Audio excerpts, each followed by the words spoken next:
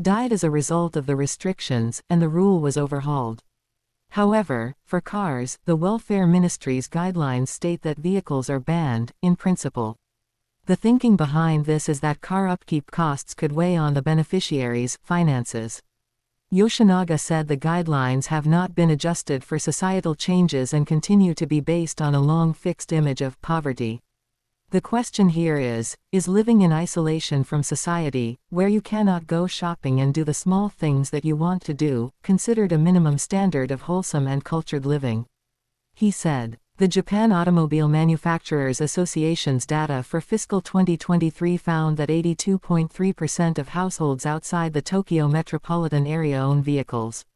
Status quo preferred. However, a large majority of municipalities are backing the current arrangement. The Asahi Shimbun asked 109 prefectural capitals and other major cities about whether they thought the car ownership rule should be eased, tightened, or not changed.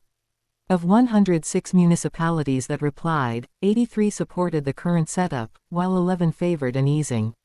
5 called for a tougher rule, another 5 replied, other, and 2 did not answer.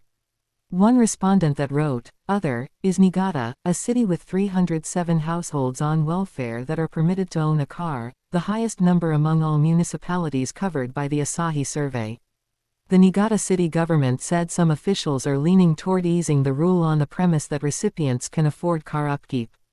Proponents believe an eased rule will help recipients move toward financial independence. Opponents are concerned that car costs might further strain their finances. An official of the Matsu city government, which picked, not changed, acknowledged that some city areas lack sufficient public transit services.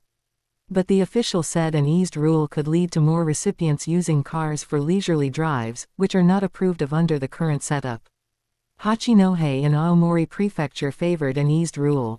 The decision concerning a car should be left to local officials who are familiar with the situation of their communities, rather than applying the rule across the board, a Hachinohe official said.